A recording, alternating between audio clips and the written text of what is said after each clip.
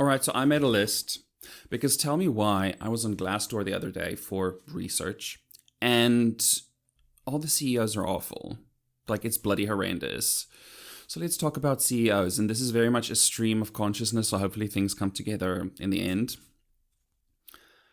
I don't think we can talk about CEOs without talking about first the system in which they operate, which is, of course, capitalism.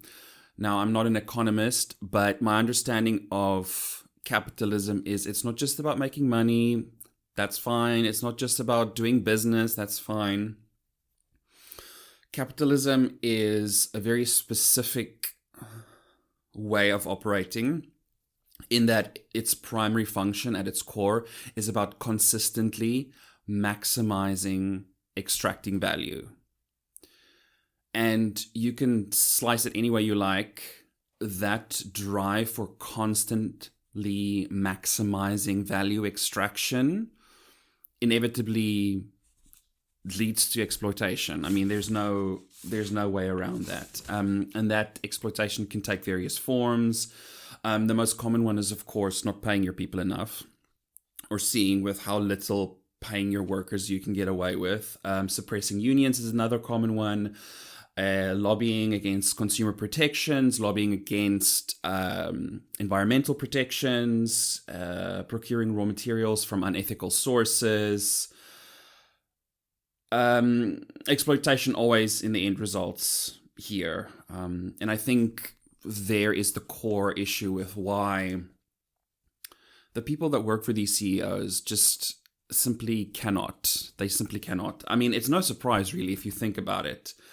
So, because if you are tasked with upholding this system of exploitation and oppression, of course you're going to be awful. Of course you're not going to be compassionate, kind, or caring. I mean, I think best case scenario is you are a kind and compassionate person, but in order to do your job effectively, you kind of have to switch off this part of yourself, this because humans essentially are pack animals. We are social creatures. That's part of our hardwiring as a survival mechanism. And so exhibiting antisocial behaviors like deception and manipulation and these types of things, that doesn't come naturally to us. And I don't think all CEOs are psychopaths. I know there's a lot of talk about all CEOs are psychopaths. I don't think that's true. I think best case scenario, you have to switch off that part of yourself just as a means of self-preservation, because otherwise you'd be like riddled with guilt the whole time. Or like I would go insane. I don't want, given this system, I don't want to be a CEO ever. But of course, then you have to ask yourself, so how do CEOs, so either best case scenario, you're a decent person, you switch off that part of yourself so you can do this job within this system, or the antisocial behaviors and decision making and approaches and viewpoints that this position requires, it gets promoted and rewarded through various systems that we don't necessarily see. I mean, I don't think any HR or talent person will admit and say that, yeah, no, we have a training program that helps CEOs develop deception. Like, that's not a thing. But the societal structures, because organizations don't operate in a vacuum, they are embedded in societal structures. So I think the societal structures that capitalism creates as a self-sustaining mechanism that's translated into various structures within organizations, and in the way that we promote and reward certain behaviors that we don't necessarily see. They're invisible, but they have an impact on what happens that promote these kinds of behaviors. So, as I said, stream of consciousness. Let me look at my notes again. Take, for example, the business case of diversity. Oh my God, one of my biggest pet peeves. So organizations operate within diverse communities. They employ people from communities that aren't homogenous. There's people are different.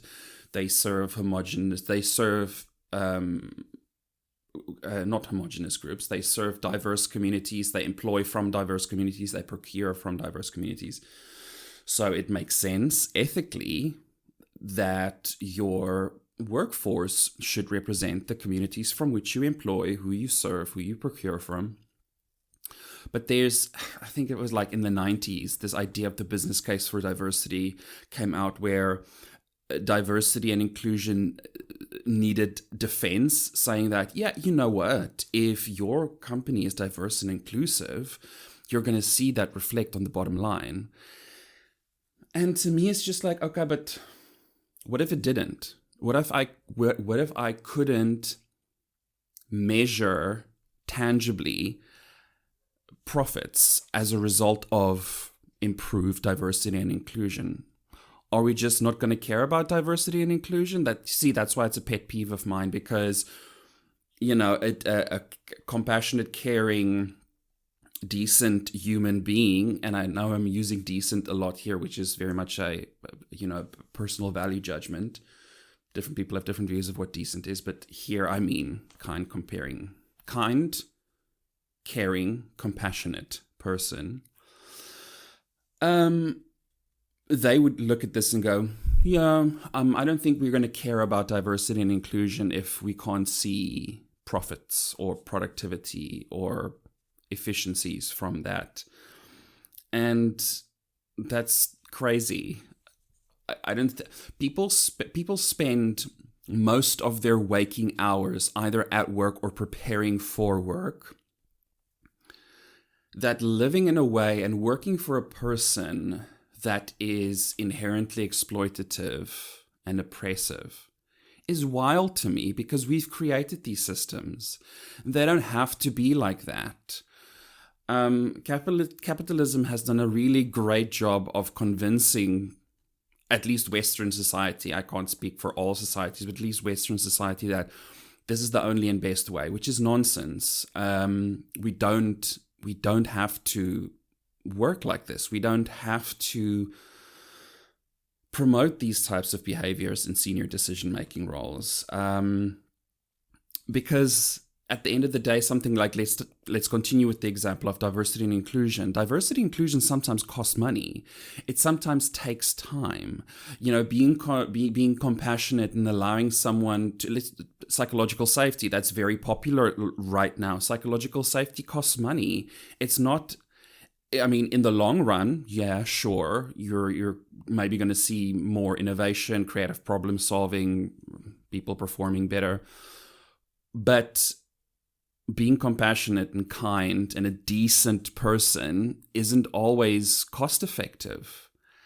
And we have to ask ourselves, is this the society that we want to live in? Because Lord knows it's not the one that I want to live in. And I see things like the absolutely abysmal CEO approval rates on websites like Glassdoor.